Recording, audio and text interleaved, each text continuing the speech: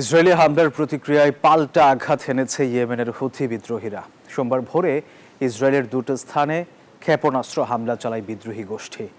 Israeli সামরিক বাহিনী জানিয়েছে ওই হামলায় বন্দর এবং বিদ্যুৎ কেন্দ্র লক্ষ্য করা হয়েছিল। তবে ছোড়া ক্ষেপণাস্ত্রগুলো ভূপাতিত করা হয়েছে কিনা তা এখনও তদন্তাধীন।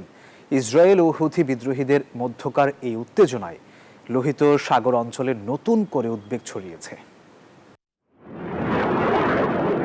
ইয়েমেনের বিমান হামলার জবাবে ইসরায়েল ভূখণ্ড লক্ষ্য করে ক্ষেপণাস্ত্র হামলা চালিয়েছে ইরান সমর্থিত ইয়েমেনের সশস্ত্র গোষ্ঠী হুথি। ৭ জুলাই ভোরে এই হামলা চালানো হয়েছে বলে জানিয়েছে তেল আবিব। এর একদিন আগে রোববার ইয়েমেন থেকে ক্ষেপণাস্ত্র ছোড়ার পর তেল আবিবের বেন গুনিয়ন আন্তর্জাতিক বিমানবন্দর সাময়িকভাবে সব ফ্লাইট স্থগিত রাখার ঘোষণা দেওয়া হয়েছিল।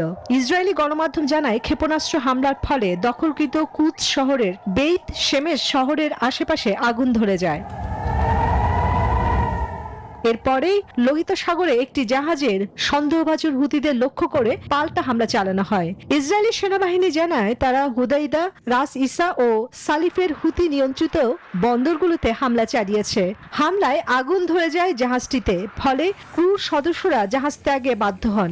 এই হামলা প্রতিক্রিয়ায় হুতি বিদ্রোহীরা ইসরায়েলি দিকে ক্ষেপণাস্ত্র ছুড়ে পাল্টা জবাব দেয়। এই বিষয়ে পরে একটি ভিডিও বার্তা দিয়েছে। বান্ডেল থাকলে প্রতি সেনমানিতে টাকা বাঁচবে। বিকাশ সেনমানি বান্ডিল কিনে জিতুন প্রতি লেনদেনে। হুতি সশস্ত্র গোষ্ঠীর এক মুখপাত্র। তেল আবিবের কাছে বেন গুরিয়ন বিমানবন্দরে সফলভাবে আঘাত করেছে ইয়েমেনি ক্ষেপণাস্ত্র।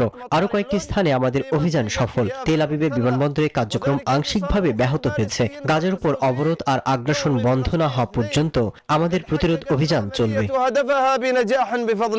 তবে নেতানিয়াহু বাহিনীর দাবি, হুতিদের ছোড়া দুটি ক্ষেপণাস্ত্র তারা প্রতিহত করার চেষ্টা করেছে, যদিও কিছু ক্ষেপণাস্ত্রের আঘাত হানতে সক্ষম হয়েছে বলে জানানো হয়েছে। তবে এখনো পর্যন্ত কোনো হতাহতের খবর পাওয়া যায়নি। এই ঘটনা প্রবাহ মধ্যপ্রাচ্যে নতুন করে উত্তেজনার আশঙ্কা তৈরি করেছে। চন্দ্রা, নিউজ 24।